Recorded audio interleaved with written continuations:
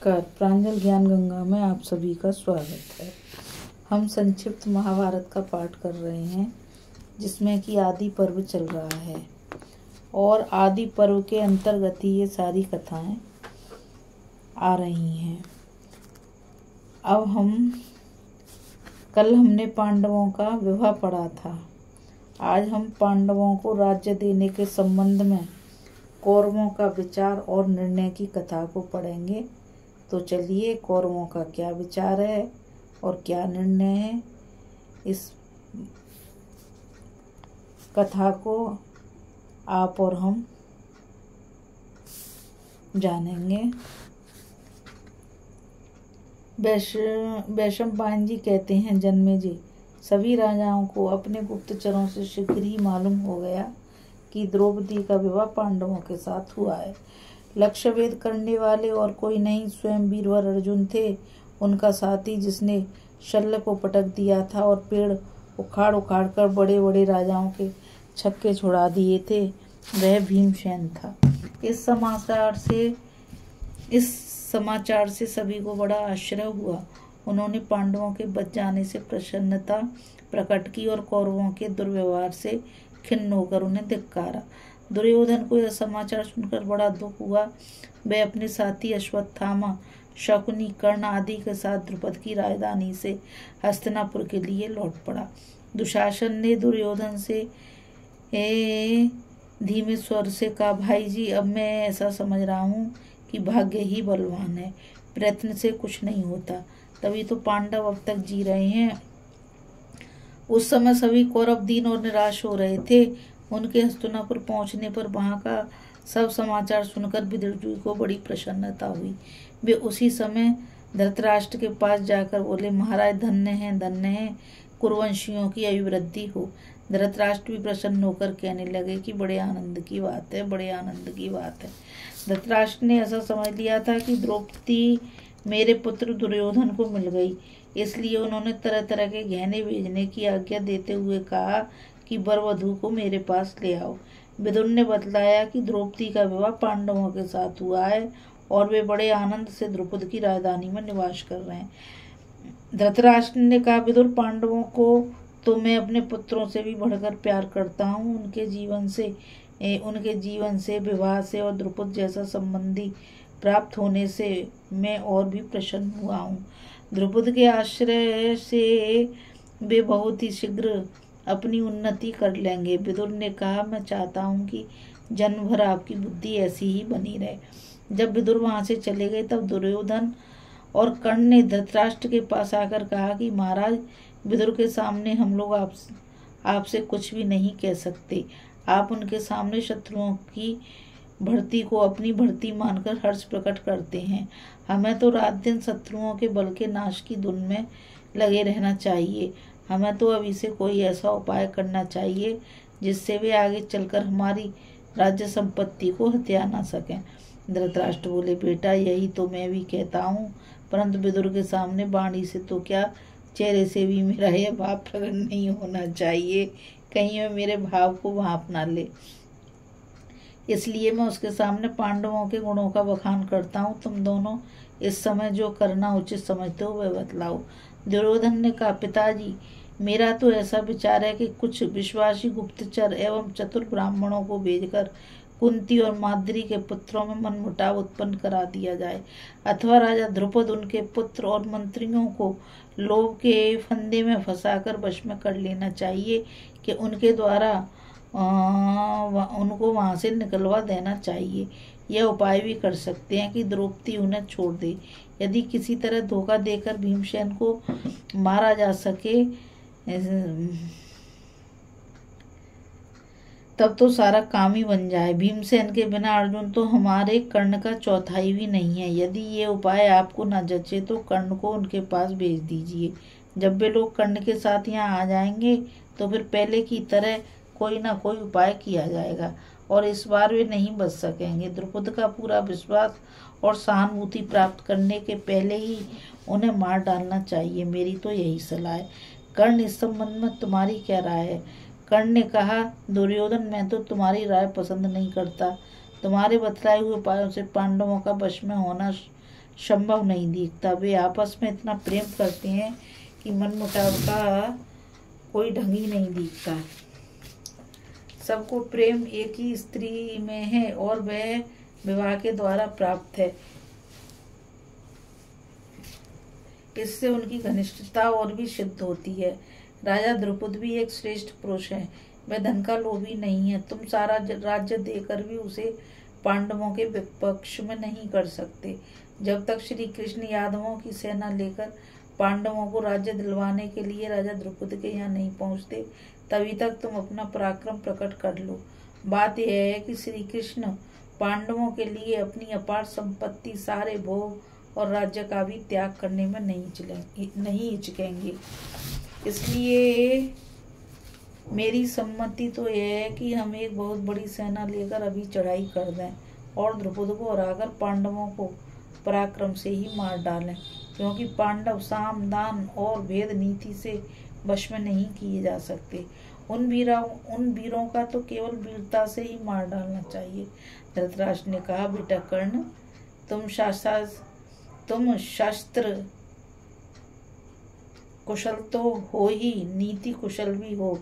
जो कुछ तुमने कहा है वह तुम्हारे अनुरूप है, परंतु मेरा विचार है कि आचार्य द्रोण, भीष्म पितामह, विदुर और तुम दोनों सब मिलकर इस संबंध में फिर विचार कर लो और ऐसा उपाय निकालो जिससे परिणाम में सुख मिले। राजा धृतराष्ट्र ने भीष्म पितामह आदि को बुलवाया। सब लोग गुप्त स्थान में बैठकर विचार करने लगे। भीष्म पितामह ने कहा, मुझे पांडवों के साथ बैर विरोध करना पसंद नहीं है। मेरे लिए धृतराष्ट्र और पांडु तथा दोनों के लड़के एक से हैं। मैं सबसे एक सा प्यार करता हूँ।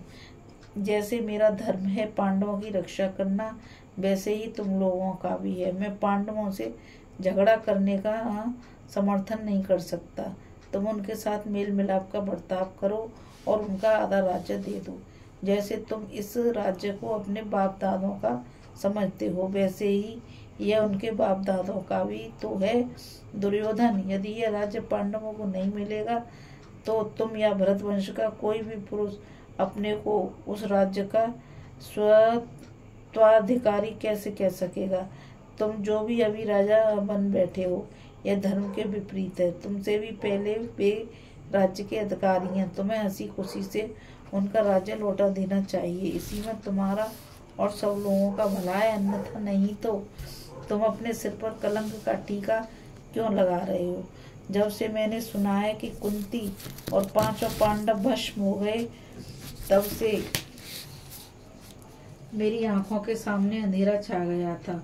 उनके जलने का दोष जितना तुम पर लगाया गया उतना प्रोचन पर नहीं।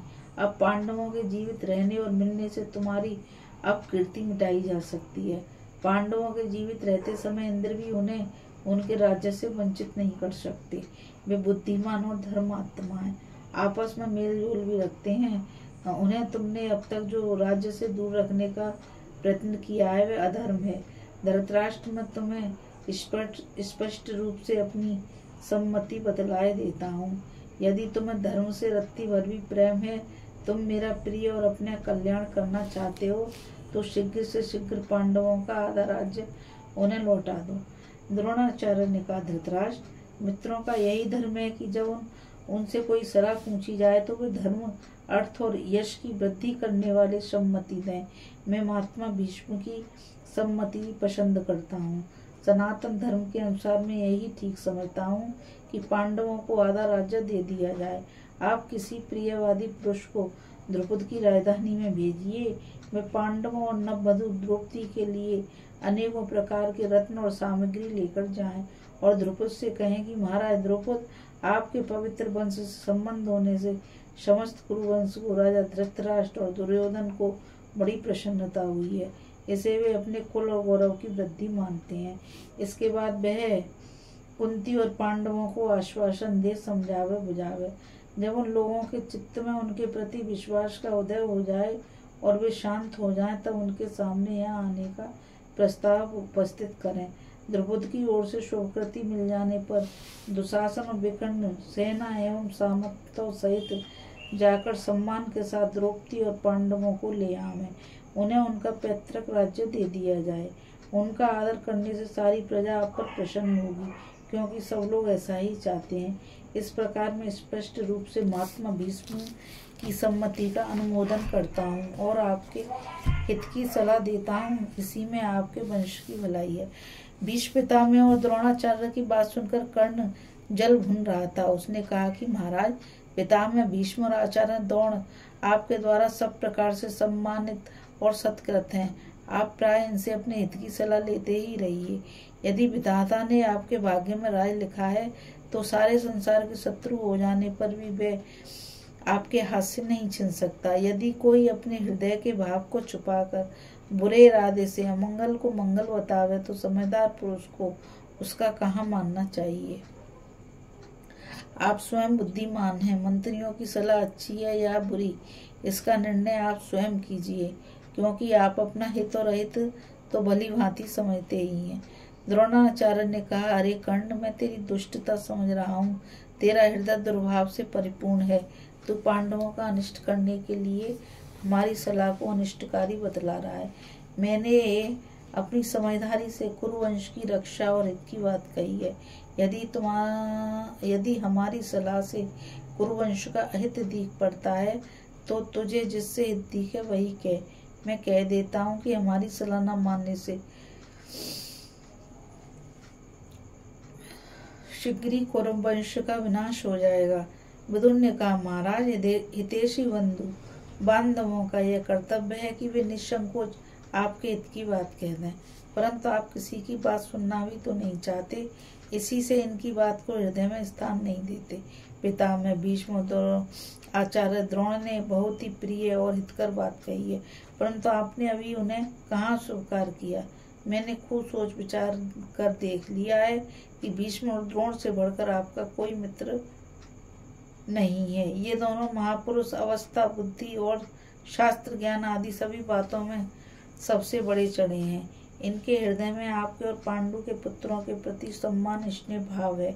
बाएं हाथ से भी बाण चलाने वाले अर्जुन को और तो क्या स्वयं इंद्र भी युद्ध में नहीं जीत सकता। महाभाव भीम, जिनकी भुजाओं में 10,000 हाथियों का बल है, उनको देवता लोग भी युद्ध में कैसे जीत सकते हैं। रणबांकुरे, नकुल, सहदेव अथवा धैर्य, दया, क्षमा, सत्य और पराक्रम के मूर्तिमान विग्रह धर्मराज युधिष्ठिर को ही युद्ध के द्वारा किस प्रकार हराया जा सकता है। आपको समझ लेना चाहिए कि पांडवों के पक्ष में स्वयं श्री बलराम जी और सात्यकी हैं। भगवान श्री कृष्ण उनके सलाहकार हैं। भगवान एवं असंख्य यदुवंशी उनके लिए प्राणों की बाजी लगाने को तैयार हैं। यदि युद्ध हुआ तो पांडवों की विजय निश्चित है। यदि मान भी लें कि हमारा पक्ष निर्बल नहीं है, फिर भी जो काम मेल जोल से निकल सकता है उसे झगड़ा बखेड़ा करके संदेहास्पद बना देना कहाँ की बुद्धिमानी है। जब से प्रजा को यह बात मालूम हुई है कि पांडव जीवित हैं, तब से सभी अनागरिक उनके दर्शन के लिए उत्सुक हो रहे हैं। इस समय पांडवों के विरुद्ध कोई काम करने से राज्य विप्लव हो जाएगा। आप पहले अपनी प्रजा को प्रसन्न कीजिए। दुर्योधन, कर्ण और शकुनी आदि अधर्मी और दुष्ट हैं। इनकी समझ अभी तक कच्ची है। इनकी बात मत मानिए। मैंने आपको पहले ही सूचित कर दिया था कि दुर्योधन के अपराध से सारी प्रजा का सत्यानाश हो जाएगा। धृतराष्ट्र ने कहा, विदुर, भीष्म पितामह एवं आचार्य द्रोण बड़े ही बुद्धिमान एवं ऋषि तुल्य हैं। इनकी सलाह मेरे परम हित की है। तुमने भी जो कुछ कहा है उसे मैं शुभकार करता हूँ। युधिष्ठिर, यदि पांचों पांडव जैसे पांडु के पुत्र हैं, वैसे ही मेरे भी, मेरे पुत्रों की तरह ही राज्य पर उनका भी अधिकार है। तुम पांचाल देश में जाओ और राजा द्रुपद की अनुमति से कुंती, द्रौपदी तथा पांडवों को सत्कार पूर्वक यहाँ ले आओ। धृतराष्ट्र की आज्ञा से विदुर ने द्रुपद की राजधानी के लिए प्रस्थान किया।